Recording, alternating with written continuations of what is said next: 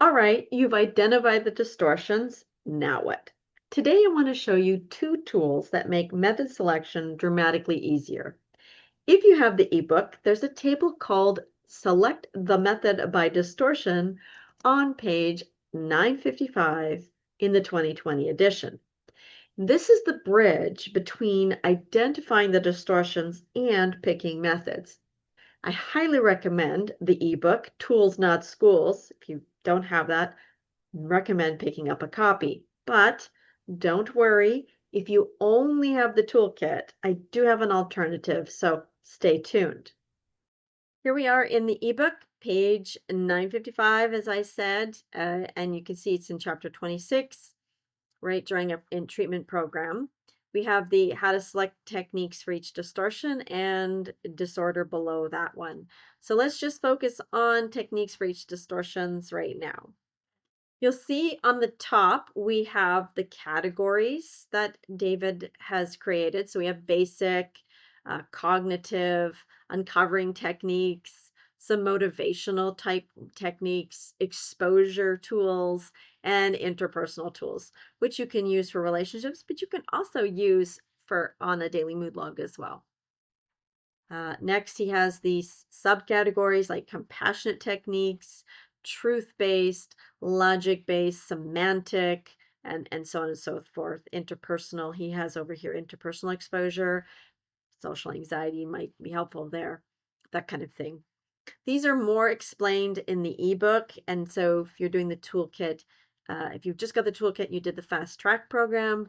I'm not sure how much they go into this, but the ebook really describes these categories, and you can find it helpful if you're able to articulate, oh, this client seems to really, do well with compassionate tools. Or maybe they're very truth-based. That's me. Truth and logic. Those are my go-tos.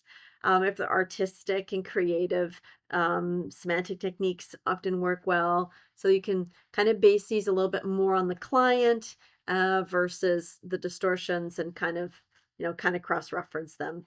I wouldn't overthink this too much at the beginning, but that's why there's some labels here. Of course, these are the names of the tools, right in this section here. And then in here, this section is the distortions, right? So we have the all or nothing, overgeneralization, mental filter, and so on. So you just kind of go through and you just cross-reference. So if I'm looking at mental filter, that's on the client's daily mood log as a distortion, then all of these techniques here are good for, whoops, mental filter. My pen is too thick. Anything where there's a gray box, and I think I say stars in this video later on because I'm editing. I'm kind of doing both videos at once. But anyways, these boxes are sort of like check mark, and a box is like a double whammy. Like this is a real OG of this particular distortion. So like this one, mental filter might be examine the evidence, would be really strongly favored, right? Of course, the empathy and agenda setting are always there. And straightforward technique. Typically straightforward techniques I don't use until the client's getting good at it. Like I don't really go to this one at the beginning of working with a client. But once they're getting some traction and they're able to do really well, like they might start crushing one or two thoughts in a row, then I might go to straightforward technique. Any other, let me see if there's anything else. Oh yeah, so down at the bottom here, he's got, so like by disorder as well, right? Or symptom cluster. David's not really big on disorders, but that's the language that has been used. So for everything, we use these basic tools. And depression, anxiety issues or symptoms, we'll use this section. Uncovering can be used for all of them. The motivational tools are good for habits and addictions. Then we have the exposure tools, which are good for anxiety, and interpersonal for relationship problems, but also if anger is really quite high, as well as there's some blame, other blame and anger together. So that's the how to select techniques for each distortion. Different distortions often need a different leverage.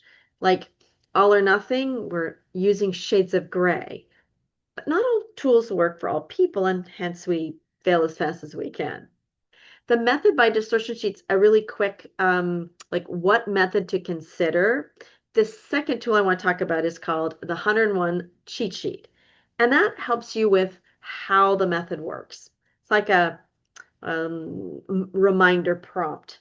And remember, I said if you don't have the ebook, I have some help for you as well. If you don't have that sheet, the that we've been just looking at. If you look on the cheat sheet, you'll see we have a little spot underneath that says use for all distortions, for example, identify the distortions. We use it for all of them. So like we look at worst, best, average, which is a worksheet in the toolkit. We've got it as use for all or nothing, mental filter, discount the positive labeling. And you'll see some in bold.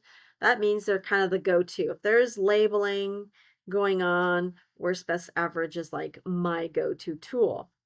And so I created this worksheet, this cheat sheet based on David's book and the distortions list that we just saw, as well as the like 50 methods cheat sheets. He's got two of those in the ebook, and I believe one or two of those are in the toolkit now.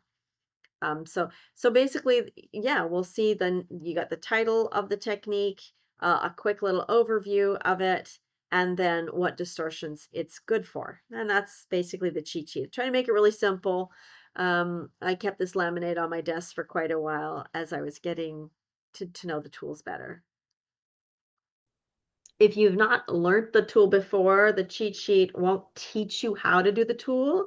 Again, I will point you to the ebook, which is the guide on how to do team and has very detailed instructions on how to do each tool and method, along with some great examples and stories from Dr. David. So remember, the workflow is identify the distortions, look for the methods based on distortion, choose some candidates for those, and then use the 101 cheat sheet as a quick refresher on how to do those methods. Then you can build out your recovery circle. So remember, if a method doesn't work, that's okay. Just move on. We don't want to get married to any techniques except maybe externalization of voices and explain the distortions, which between those tools, I find work, I don't know, 75, 95% of the time. It kind of depends on the client and so on. So hopefully these two tools together can help make your recovery planning faster, more systematic, and less overwhelming. Let me talk about a couple common questions therapists ask. So one is, do I choose methods based on the distortion or the diagnoses? Well, obviously, if you're a coach, you don't have a diagnosis to work from, and so we're going to use the distortion. That being said, if they're having symptoms of anxiety, we're certainly going to want to include some exposure tools. And if they are experiencing really low motivation and mood, then we want to have some behavioral activation. So I think the two work together and they form each other, but I tend toward picking based on the distortion in the negative thought that we're currently working on.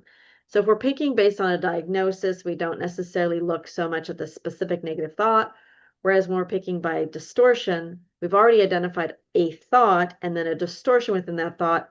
And so specificities become much more honed and I find it more effective. But try what you would like. Another question is, what if the thought has several distortions? Well, most do. I don't think I've ever seen the thought with only one distortion. Now, I've definitely had clients only find one distortion and need a little prompting and educating to find more. And what you can do here is look for methods that overlap. And certainly there are methods that work for almost all distortions, such as explain the distortions. Might harp on that one a little bit. But you can look at methods that kind of overlap the distortions that you're seeing.